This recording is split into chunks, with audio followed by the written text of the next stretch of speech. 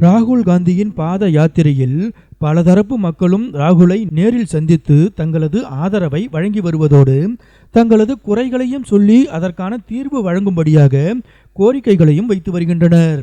வரும் நாடாளுமன்ற தேர்தலுக்கு பிறகு மத்தியில் நிச்சயம் காங்கிரஸ் ஆட்சிதான் என்பதை பெரும்பாலான மக்கள் உறுதியாக நம்புவதே இதற்கு காரணம்.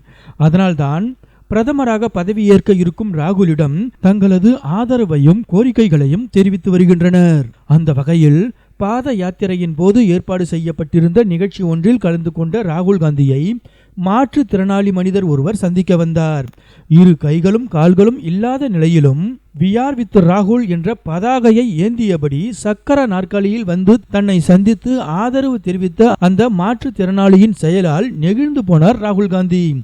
அவரது ஆதரவை மகிழ்ச்சியோடு ஏற்றுக்கொண்ட ராகுல் அந்த மனிதர் வைத்த கோரிக்கைகளையும் கனிவுடன் கேட்டுக்கொண்டார். "நான் காங்கிரஸ் கட்சி மற்றும் உங்களின் தீவிர ஆதரவாளன்" என்று சொன்ன அந்த மனிதரை நெகிழ்ச்சியுடன் கட்டியணைத்துக் கொண்டார் ராகுல் காந்தி. எளிய சாமானிய மக்களிடமிருந்து அனுதினமும் கிடைத்து வரும் அனுசரணை ராகுல் காந்தியை சாமானிய மக்களின் சாம்ராட்டாக உருவாக்கி வருகிறது.